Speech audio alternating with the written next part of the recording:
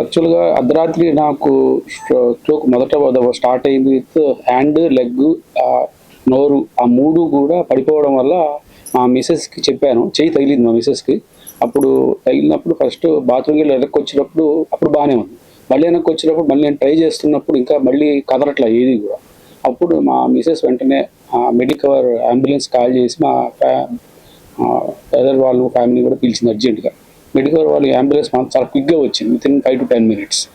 వచ్చిన వెంటనే వాళ్ళు తీసుకెళ్ళడం. అప్పుడు నాకు ఆ టైంలో వామిటింగ్ కూడా అయింది. సో ఆ టైం నేను నడవలేను కాబట్టి మోసుకెళ్ళారు, క్విక్గా మోసుకెళ్ళి అంబులెన్స్ తీసుకెళ్ళిన తర్వాత ఐసీయూకి తీసుకెళ్ళారు.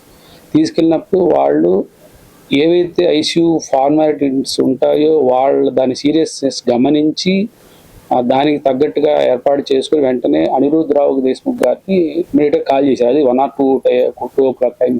కానీ ఆ టైంలో ఆయన క్విక్గా వచ్చి రావడం, ఎందుకంటే ఆ టైం నేను ఏంటంటే కోబాలో ఉన్నా కాబట్టి నాకు వీళ్ళు అప్డేట్ చేసింది. బట్ నాకు బాడీ ఇన్స్టేబుల్గా ఉంది, కానీ మైండ్లో నాకు ఏం జరుగుతుందో తెలుస్తుంది కొంత టైం వరకు. అది మొదట ఎంఆర్ఐ స్కాన్ చేశారు, 2 before and after MRI scan చేశారు.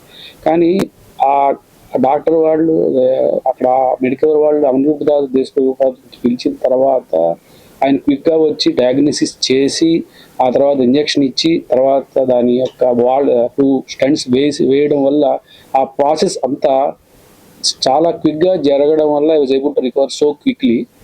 తర్వాత ఐసీయూలో తీసుకెళ్ళిన తర్వాత అబ్జర్వేషన్ కూడా చాలా కేర్ఫుల్గా గమనించారు ఎవ్రీథింగ్. లోపల ట్యూబ్స్ ఉన్నాయి, తర్వాత తీయడం వల్ల తర్వాత అన్నీ కూడా మాట క్విక్గా రావడం అన్నీ కూడా నాకు ఏ విధమైన ఎక్స్ట్రా అన్నెసరీ సిమ్టమ్స్ కానీ ఏవి రాలేదు. సో కేర్ కానీ డాక్టర్ క్విక్గా రావడం కానీ డయాగ్నోస్ చేయడం కానీ సర్జరీ చేయడం కానీ అన్నీ కూడా కేర్ఫుల్గా, ఏది ఇంప్రాపర్గా జరగకుండా కరెక్ట్గా జరగడం వల్ల I was able to come out of that situation and do my normal life. And within 7 days I was able to start my duties so quickly. తర్వాత కూడా నాకు లోపల ఇది ఆపరేషన్ జరిగిందని కానీ ఏ ఇబ్బంది కానీ ఏ సైడ్ ఎఫెక్ట్స్ కానీ నేను వేసుకునే టాబ్లెట్స్ బట్టి ఏవీ లేవు ఇప్పటి వరకు. So I was able to first of all I need to thank my wife to bring her to call ambulance on time. And after that medical hospital ICU department to get the ambulance quickly.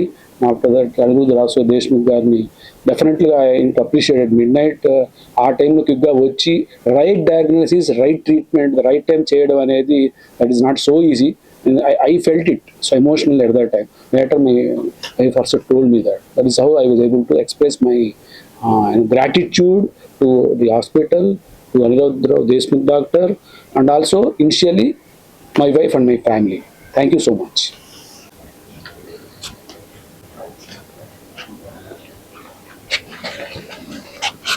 I'm Dr. Anirudh Ravu Deshmukh. I'm consultant intervention neurologist and stroke specialist. Basically ఈ patient మా దగ్గరికి midnight వచ్చారు. Small bike accident వల్ల ఆయనకి నెక్లో కొంచెం injury వచ్చింది. ఆ టైంలో ఓన్లీ పెయిన్ ఉండే కానీ there was no stroke symptom. But రాత్రి సడన్లీ 12 o'clockకి హీ హ్యాడ్ రైట్ సైడ్ బాడీలో వీక్నెస్ ఉంది అండ్ మాట పడిపోయింది. మా దగ్గరికి అరౌండ్ 1 o'clock వచ్చారు.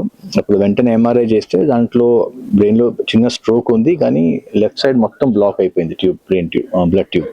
సో మనం వెంటనే యాంజియోగ్రామ్ తీసుకెళ్ళి దాంట్లో చూస్తే బికాస్ ఆఫ్ దట్ ఇంపాక్ట్ చిన్న టేర్ ఉంది. ఆ టేర్ వల్ల బ్రెయిన్ వెసల్ బ్లాక్ అయిపోయింది. సో మేము ఏం చేసామంటే లోపల ట్యూబ్ వేసి యాంజియోగ్రామ్ చేసి క్లాట్ని బయటికి తీసేసి అక్కడ 2 స్టెంట్స్ వేసాం. ఆ స్టెంట్ వల్ల ఏంటంటే ఆ టేర్ ఓపెన్ అయిపోయింది. సో దానివల్ల మొత్తం హీల్ అయిపోయింది and full blood flow restore అయిపోయిన తర్వాత స్ట్రోక్ కంప్లీట్ ఇంప్రూవ్ అయిపోయింది. దాంతో within 24 hours complete weakness and మాట పడిపోయిన పేషెంట్ ఫుల్ రికవరీ అయ్యి మొత్తం నార్మల్గా వాకింగ్ అండ్ టాకింగ్ ఉన్నట్టు వెంటనే అయిపోయింది పేషెంట్కి.